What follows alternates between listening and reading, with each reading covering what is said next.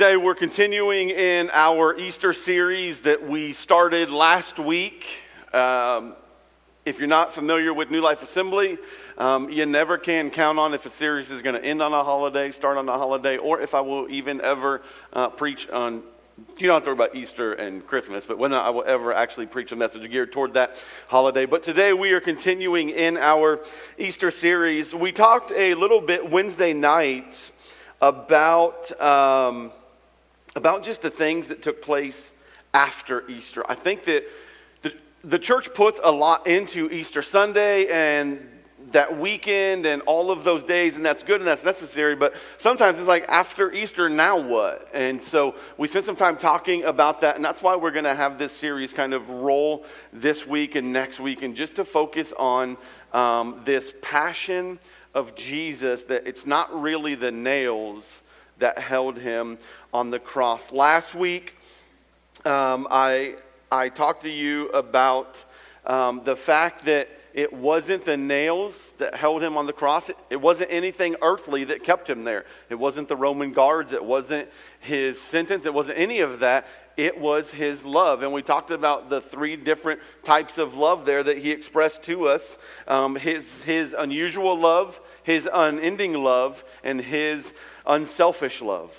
And you can go online and check that out, but it was the love of Jesus that kept him on that cross for us. Amen? It was the love of Jesus that did that. Today we're continuing into this next part with something that we can all learn from Jesus. Can we agree in here that Jesus is a good one to learn from? Can we all agree on that, okay? That he is a good one to learn from. And yes, we want to be able to learn from the love of Jesus, but catch this. Until we grasp the attitude of Jesus for ourselves, we will never give the love of Jesus to others. You can try all you want to say that I love people and I want to be there for people, but if you don't have the attitude of Jesus, they'll never get the love from Jesus that you're wanting to give to them. Okay?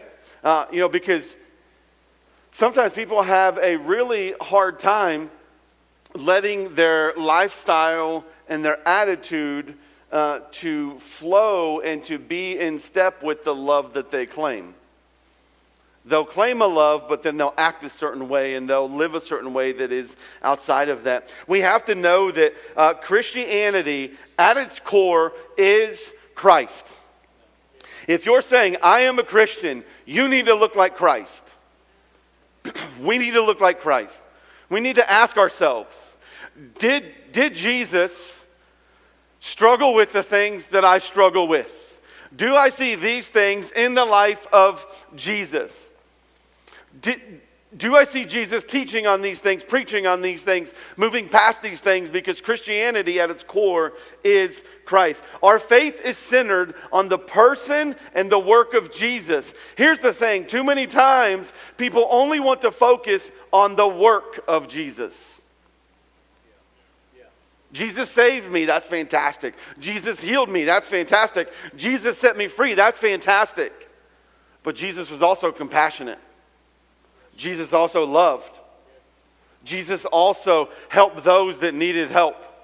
Jesus was also there for the hurting and the crying and the dying and all of those things. Can I tell you that if the start of your answer to faith is something about I or me or myself, you're in the wrong line of answering.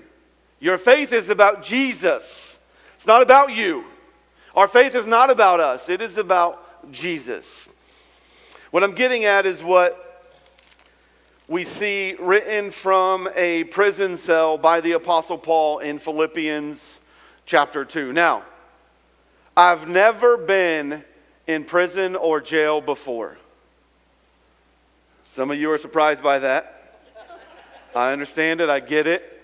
I have had the silver bracelets put on me. I have been in cop cars before. I have the questioning by police officers. I've had my mom had to pick me up from the jail and take me home. And that was the longest car ride in the world as a high school student. That's the longest car ride. I've had all those things, but never jail, or prison. Thank the Lord. I just wouldn't do well, and God knows that. God knows that I wouldn't do well. So Paul's writing this from prison. I've never been there, but I know some people who have. And I know that they talk about some of the way that things are in there. And so I can only imagine that it had to be the same, if not worse, back in these days. Because there's not some things that existed then that do now. So imagine that Paul can write about anything to the Philippian church. Want to guess what he's about to write to them about here in the second chapter? Attitude. Out of everything that he could choose, he chooses attitude. Philippians chapter 2, verse 5. In your relationship with one another, have the same mindset as Christ, Jesus, the same attitude. Who being in very nature God, did not consider equality with God something to be used to his own advantage. See, even Jesus didn't rely on the works of God as his full and only testimony.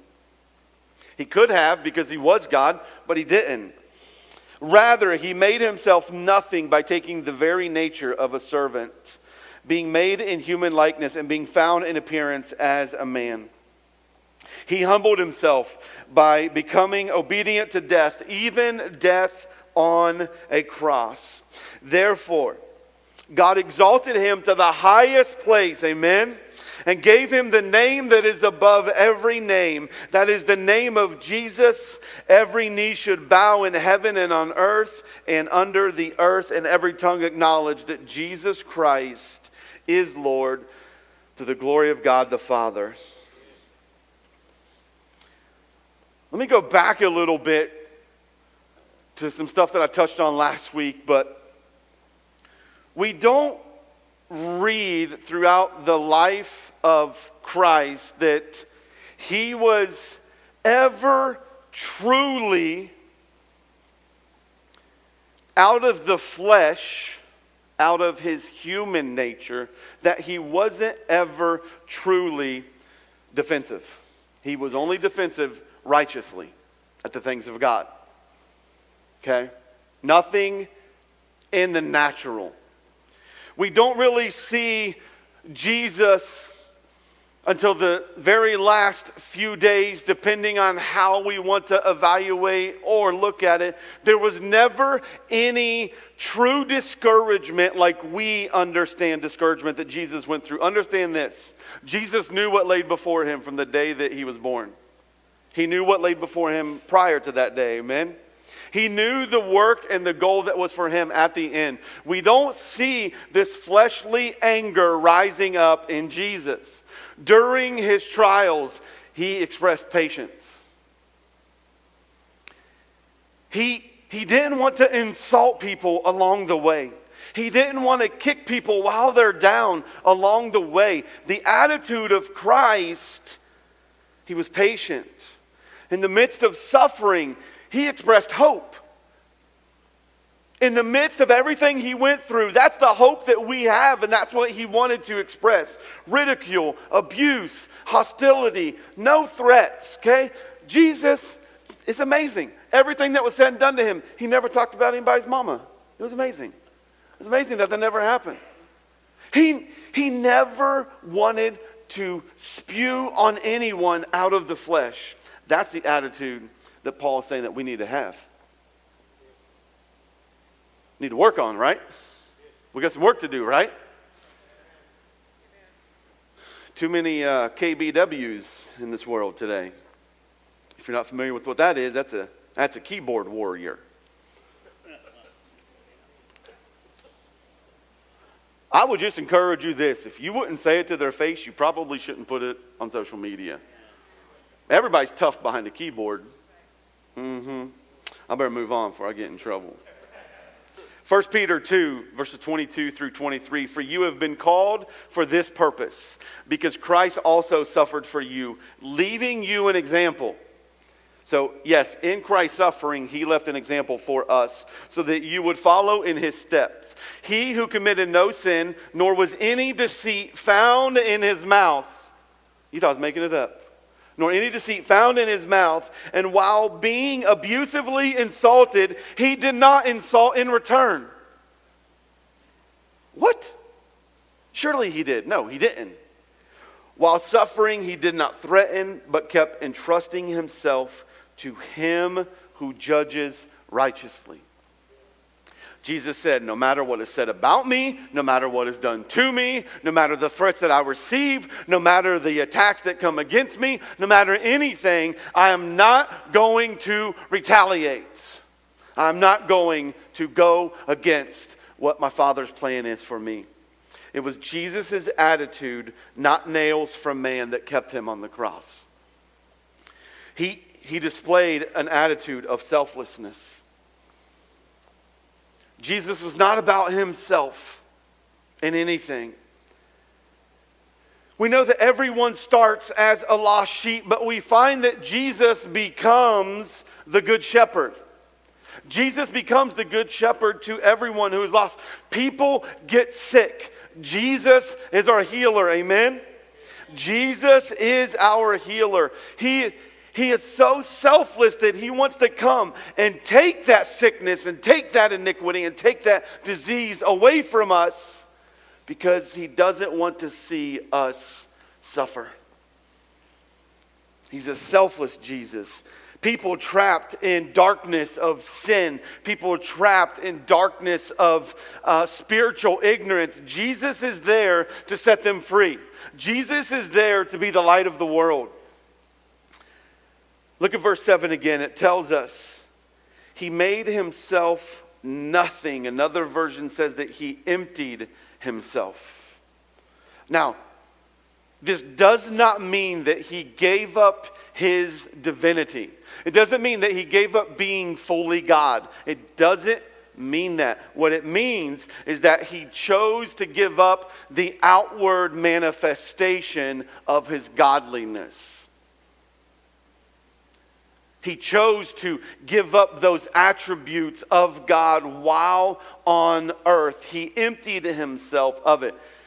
He only gave up the manifestation. He did not stop being God while on earth. That's floating around there everywhere, and it's not true. He simply gave up the manifestation of from what we could see, because go back to the Old Testament, okay? You couldn't be in the presence of God. If Jesus came in that full manifestation, that full things that people could see of him, nobody could be around him. So he had to empty himself of that. God did not change into a human. Rather, he became human without ceasing to be God. We have a God that does not change. He doesn't change. And can I tell you that Scripture also supports that we are not to take old wine to put into new wineskins. Some people want to say, well, God doesn't change, so, we shouldn't change the things that we do either. That's not scriptural. What scriptural is, God doesn't change. He's the same yesterday, today, and forever, but that we don't take the stuff of old to try to put in the stuff of new. That we don't take the things that happened 20 years ago and try to fit them into what's happening now. There are some things that are still good today, and it was good 200 years ago, and it was even good at the beginning of the church. Those two things are prayer and care. And we are still about prayer and care here at New Life Assembly. But we don't need to feel that we have to always do things the way that they have been. We need the same attitude that Christ had. No one is going to come to Jesus if you do not reflect the attitude of Jesus.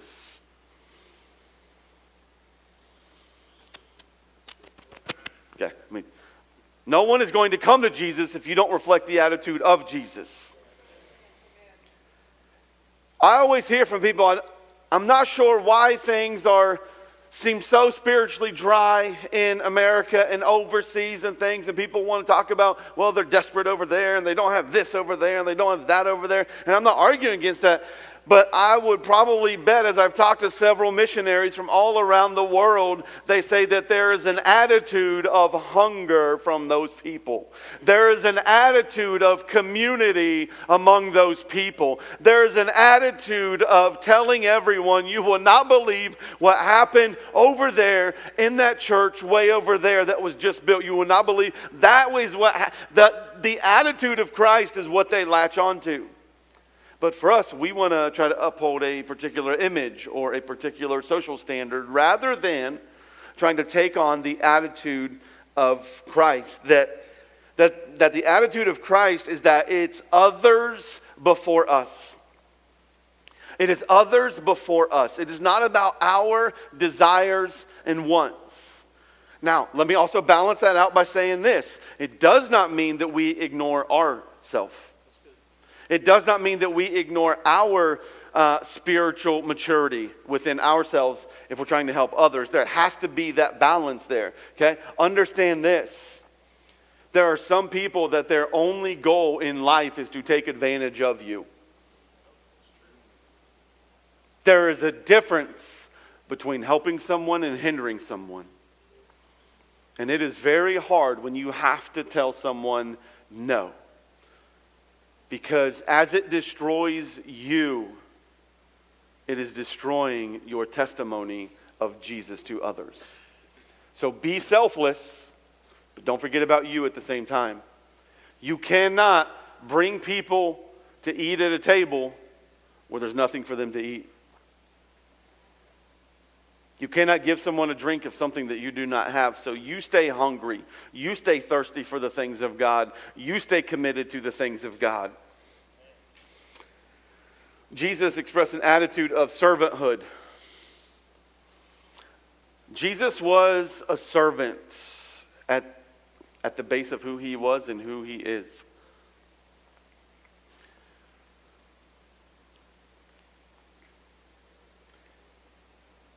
He chose not to display his divinity, his ability to be all-knowing, his ability to be everywhere, his ability to be all-powerful. He chose to give that portion up because he wanted to be a servant of Jehovah. He wanted to be a servant to God. He wanted to be a servant, but at the same time, we can't make any mistakes that just because Jesus was a servant doesn't make him weak. Just because we see Jesus as a servant doesn't make him weak. And if we will amen that, can I tell you that just because the person in the mirror is a servant doesn't make them weak? I can tell you that there are some men and women in my life that I know that the things that they do, it may not seem glorious. It may not seem big. It may not seem all this exciting. Don't mistake that person for being weak. That person will check you out before you can blink. So let's not just say because someone is a servant that they're weak. Mark 10:45. For even the Son of Man did not come to be served, but to serve and to give his life as a ransom for many. He wanted to give his life. Again, looking at verse 7, it says he took on the very nature of a servant. He took on the form of a servant. He didn't just go out and buy the jersey. He didn't just go out and watch everybody else serve. He wasn't posing at it. He wasn't acting like a servant. He wasn't trying to put on this front of being a servant. It was Jesus' destiny was to be a servant. Jesus becoming a servant fulfills prophecy from the book of Isaiah.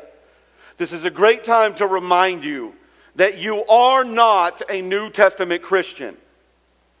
That is ridiculous. I'm a New Testament Christian. If it ain't in the New Testament, it doesn't matter for me. That is ridiculous. Stop that.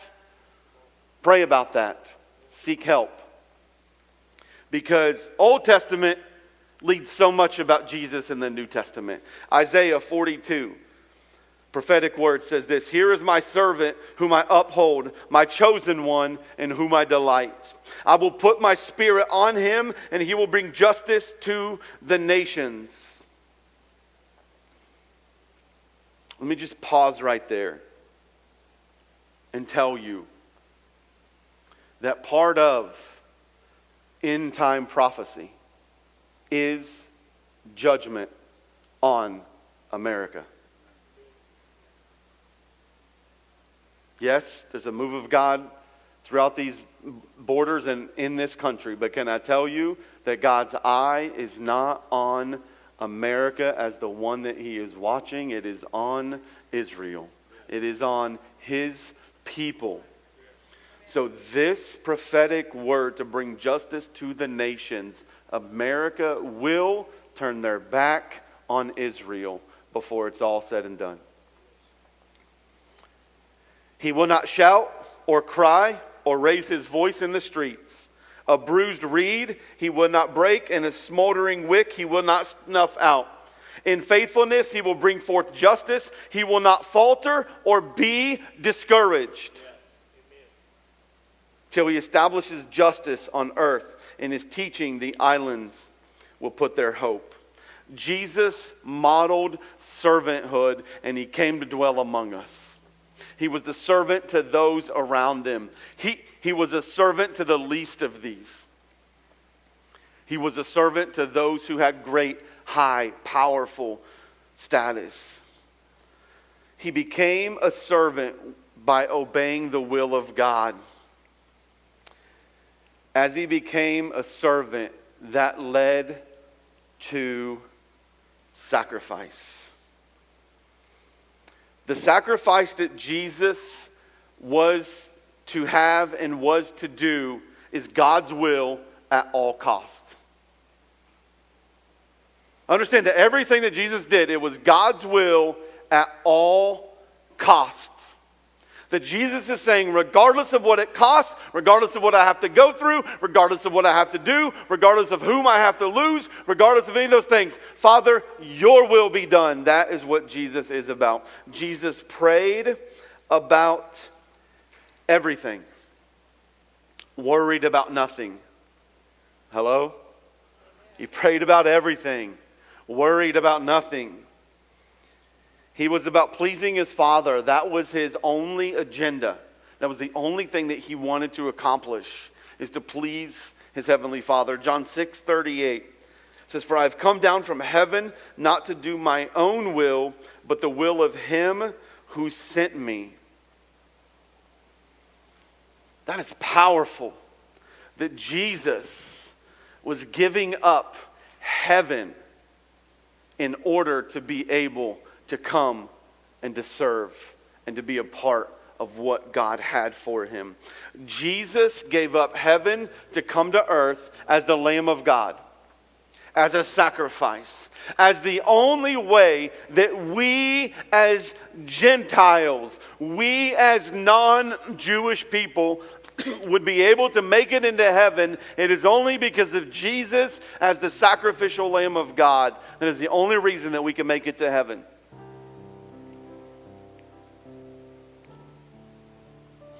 I propose to you that the love of Jesus, the attitude of Jesus, those kept him on the cross. It wasn't nothing man did. It wasn't pity that kept him there. You'll not hear that. It was his love. It was his attitude. He lived his life for the purpose to give his life for our sin, for our wrongdoings, for those things that separate us from God, those things that make this huge void between us and God. I'll tell you that the forgiveness that comes from the sacrifice of Jesus, it can't be earned. It can only be accepted. The sacrifice of Jesus on that cross, it can't be earned. We can only accept it. And when we accept it, we have to begin to take on the attitude of Christ so that we can show the love of Christ.